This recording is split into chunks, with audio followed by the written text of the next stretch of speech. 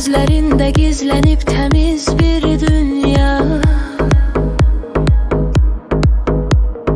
Ben o dünyada gitmeyi istedim. Her gece gördüğüm şirin bir rüya, o rüyanın içine göçmeyi istedim.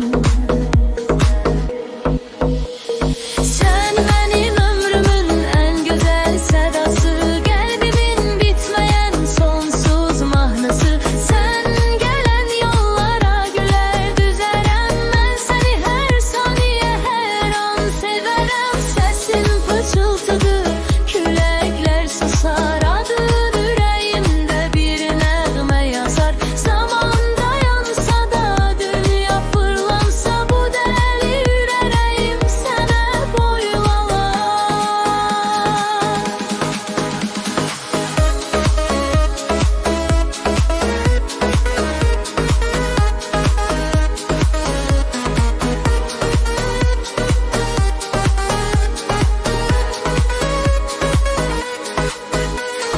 Sen benim ömrümün en güzel sedası, kalbimin bitmeyen sonsuz mahnası. Sen gelen yollara güller düzerem, ben seni her saniye her an severem. Sesin pıçıltıdır, külekler susar, adın yüreğimde bir nağme yazar.